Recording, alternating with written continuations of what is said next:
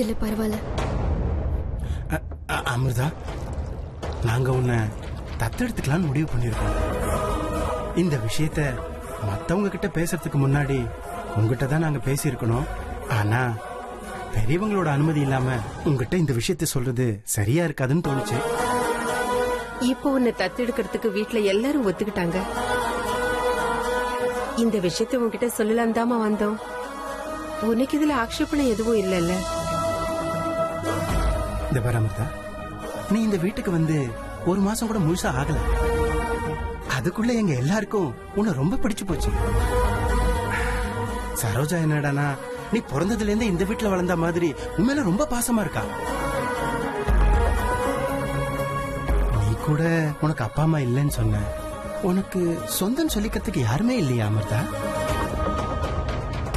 அத்தை, மாமா, சித்தப்பா, சித்தி, அண்ணன், தம்பி யாராவது இருந்தா சொல்லுமா.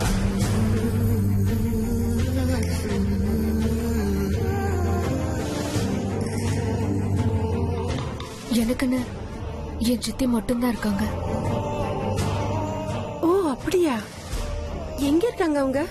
இந்த ஊர்ல தான் இருக்காங்களா?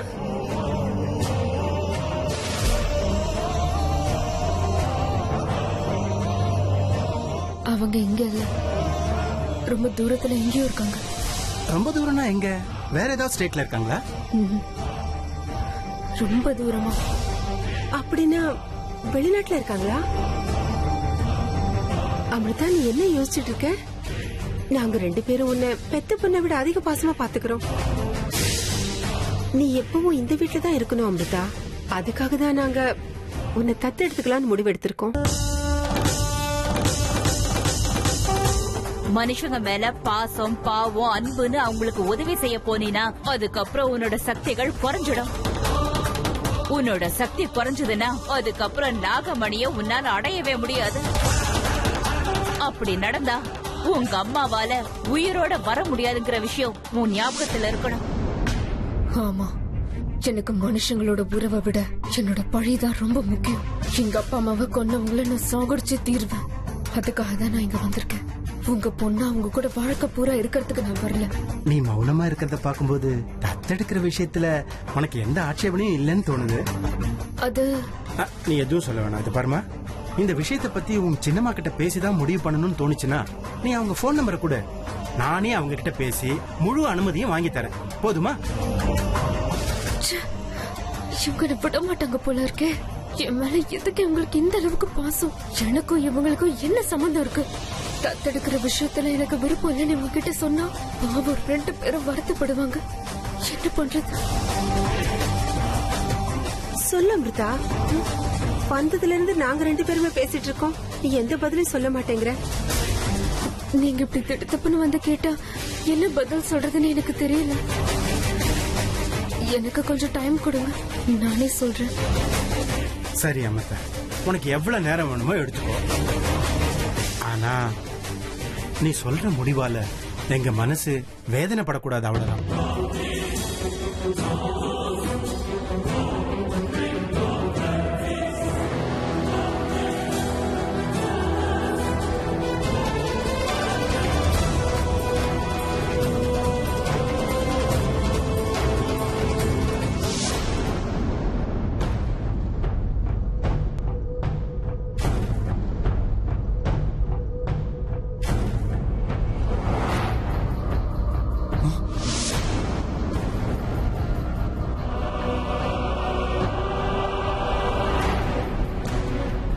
சித்தப்பா சித்தப்பா எதுக்காக என்ன ஃபாலோ பண்றாரு?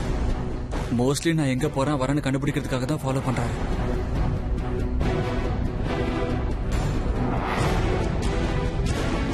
சித்தப்பா கிட்ட நான் மாட்டினேன், என் கதை அவ்வளவுதான்.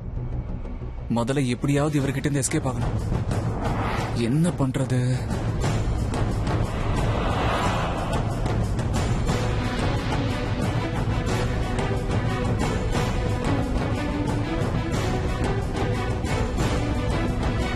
அர்ஜுன் என்ன பார்த்துட்டான் போல இருக்கேன்.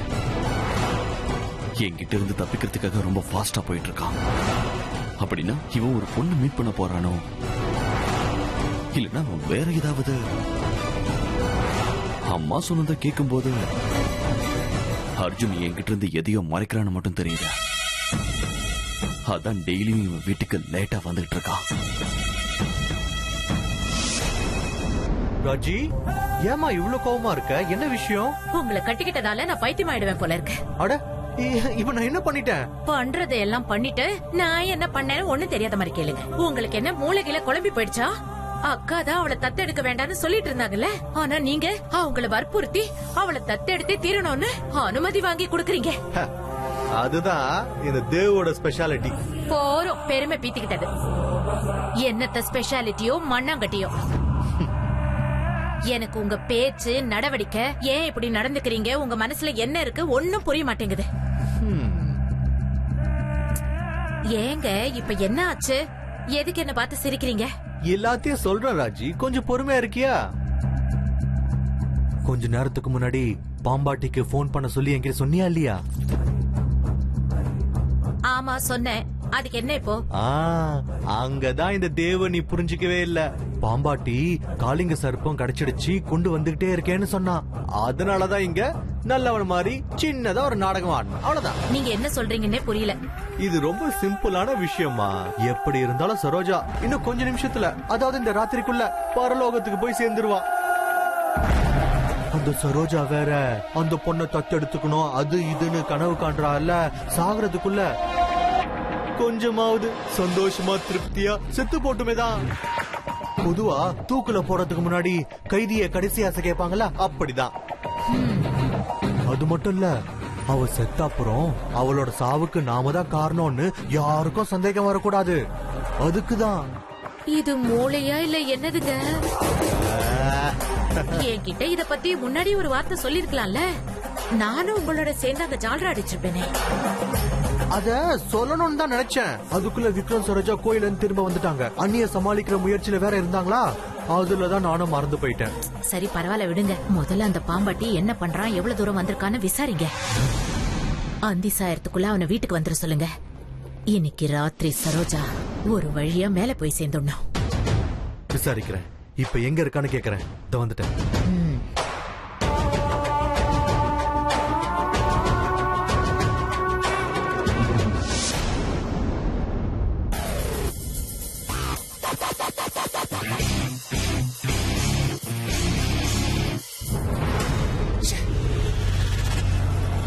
இன்னைக்கு சித்தப்பா என்ன ஆனாலும் என்ன விடமாட்டாரு போல இருக்கு.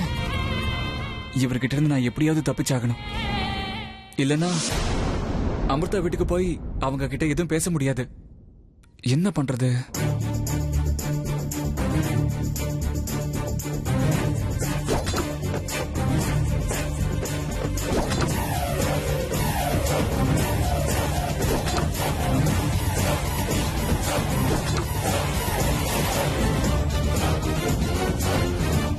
இவ எதுக்கு மளிகைபுரத்துக்கு வந்திருக்கான்? ஒருவேளை என்ன தசை திருப்பி இப்படி வந்திருப்பானோ? இன்னைக்கு நீ எங்க போனாலும் உன்னை விடமாட்டேன் கண்ணா.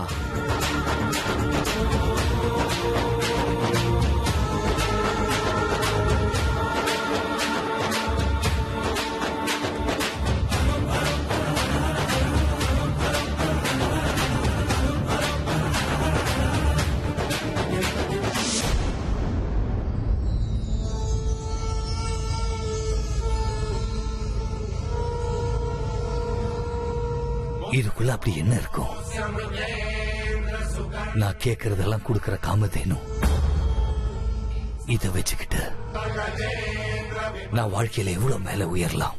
அப்படின்னா எனக்கு யாரும் தடப்பட முடியாது. யார பார்த்தும் பயப்படவும் வேண்டாம், யாரும் ஒண்ணும் பண்ணவும் மாட்டாங்க.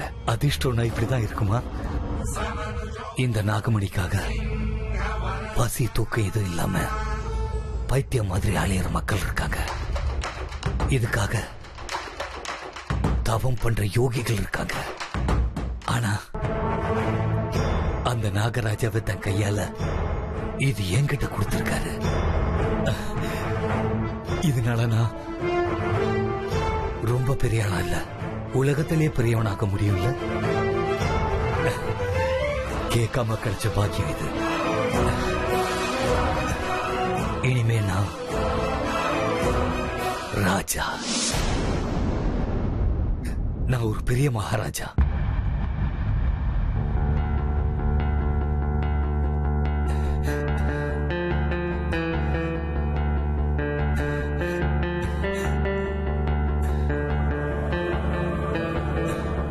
அப்பா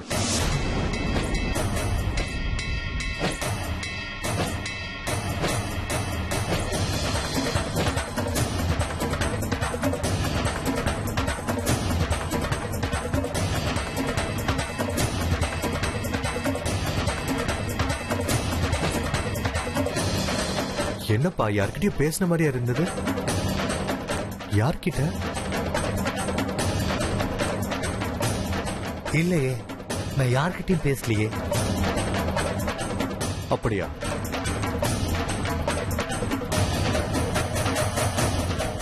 என்னப்பா அது? டேபிளுக்கு அந்த பக்கம் ஏதோ வெளிச்சம் வந்த மாதிரி இருந்தது. அது என் மொபைல்ல இருக்கிற டார்ச் திடீர்னு ஆன் ஆயிடுச்சுப்பா. அதான் என்னன்னு பாத்துட்டு இருந்தேன்.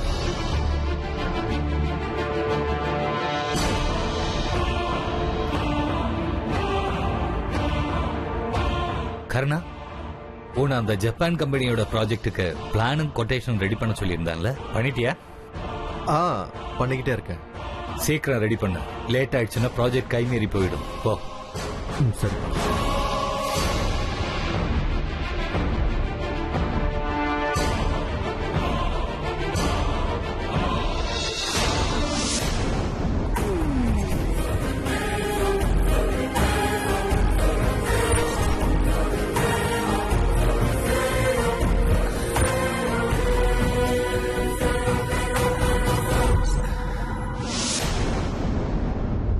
அம்மா, எங்க அப்பாவை சாகடிச்ச அந்த எதிரிகளை கண்டுபிடிச்சு அவங்கள நான் பழி வாங்குற வரைக்கும் எனக்கு ஒரு ஆதரவு வேணுங்கிறதுக்காக தான் இந்த வீட்டுக்குள்ள வந்தேன்.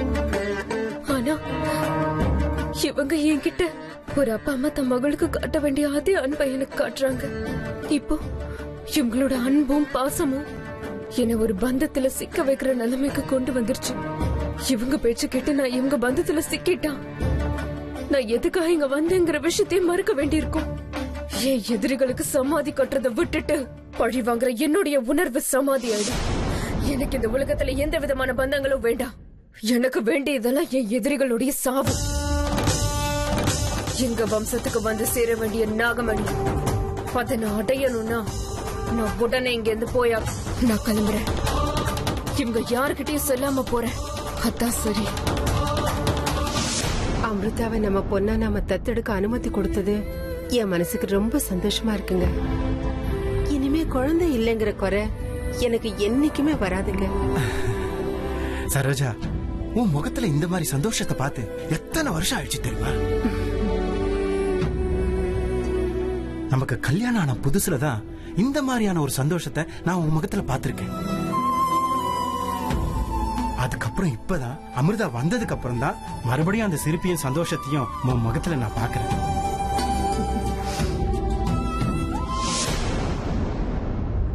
தயவு செஞ்சு 2 பேரும் நான் மன்னிச்சிருங்க. என்னாலதான் உங்க முகத்துல சிரிப்போ சந்தோஷமோ வந்திருக்குன்னு சொல்றீங்க. ஆனா உங்க ஆசைய நிறைவேற்ற முடியாத நிலைமையில நான் இருக்கேன். இவ்வளவு நாள் எனக்கு ஆதரவு கொடுத்திருக்கீங்க. நியாயமா உங்ககிட்ட வந்து நன்றி சொல்லிட்டு தான் நான் இங்கிருந்து போகணும். ஆனா என்னால அது கூட முடியல. அதனால்தான் மனப்பூர்வமா என்னோட நன்றிகளை நான் அர்ப்பணிக்கிறேன்.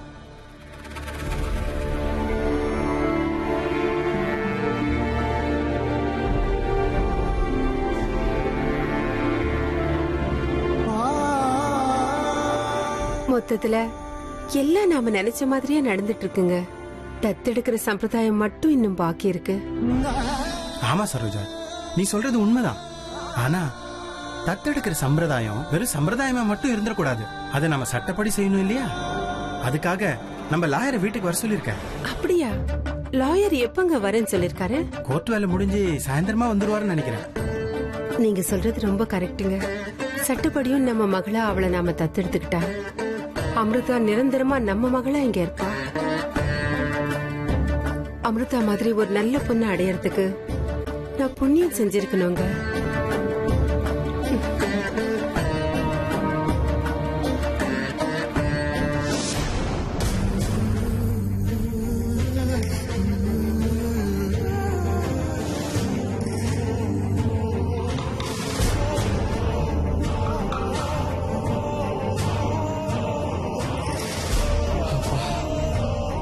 அமிர்தாவை எங்கேயுமே காணோம். எங்க போயிருப்பாங்க? எங்க அமிர்தா, உங்களை பார்க்கணும், உங்ககிட்ட பேசணும்னு எவ்வளவு தூரத்துல இருந்து வந்திருக்கேன் தெரியுமா? ப்ளீஸ் கொஞ்சம் வெளியில வாங்கலாம்.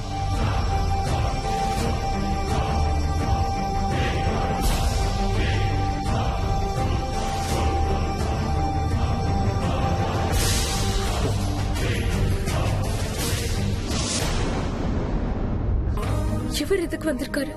இந்த நேரத்துல இவர் இங்க வரணும். இந்த நிலைமையில இவர் என்ன பார்த்தாருன்னா என்னை எங்கேயும் போக விடாம என் பின்னாடியே வருவாரு. என்ன பண்றது? இவர்கிட்ட எந்த காரணம் சொல்லியும் தப்பிச்சு போக முடியாது. சரி, ஒரு வார்த்தை பேசிட்டு அதுக்கப்புறமா போலான்னா இந்த மனுஷன் அவ்வளவு சீக்கிரத்துல என்ன விட மாட்டாரே. அதுக்குள்ள நான் வீட்டை விட்டு போயிட்டேன்ற விஷயம் அவங்களுக்கு தெரிஞ்சதுன்னா அப்புறம் அவங்க என்னங்கிறது போக விடவே மாட்டாங்க. இப்ப நான் என்னதான் பண்றது?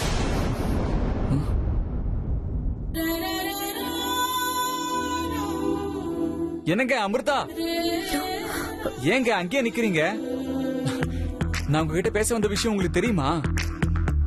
நீங்களும் இப்ப என்கிட்ட பேசதான் வெளியே வந்திருக்கீங்களா? வாங்க, ஏன் உள்ளே நிக்கிறீங்க? பாத்தீங்களா, நான் வந்தது உங்க மனசுக்கு எப்படி தெரிஞ்சு போச்சு பாத்தீங்களா? அதுக்கு தான் சொல்றேன், நமக்குள்ள ஒரு காதல் இருக்குங்க. அட்லாஸ்ட் நீங்களும் என்ன லவ் பண்ண ஆரம்பிச்சிட்டீங்களா? அது போதும். என்னங்க அமிர்தா, அங்கே நின்னு யோசனை பண்ணிட்டு இருந்தா என்னங்க அர்த்தம்? வாங்க, நாம ஒரு லாங் டிரைவ் போயிட்டு வரலாம்.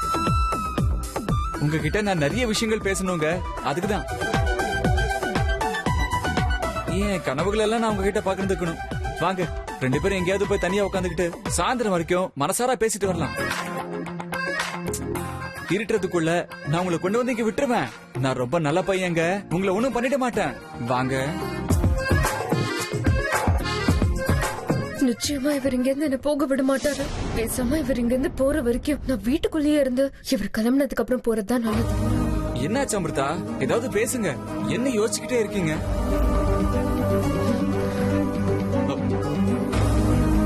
எங்க போறீங்க அமிர்தா? அமிர்தா நில்லுங்க. எங்க திரும்பி போறீங்க? நில்லுங்க.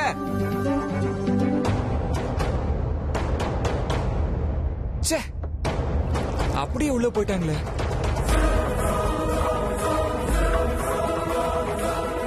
என்ன ஆனாலும் இன்னைக்கு நான் போக மாட்டேன். இவங்க கிட்ட பேசின அப்புறம் தான் போவேன். வீட்டுக்குள்ள போயாவது நான் எப்படியாவது பேசுவேன்.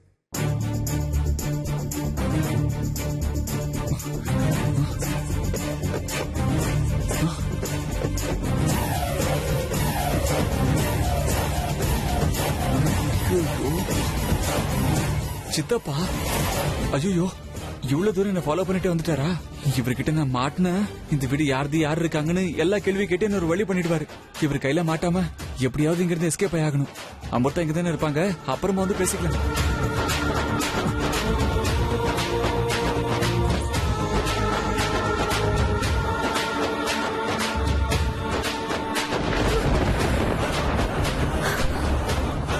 என்ன இது? எனக்கே இப்படி ஆகுது.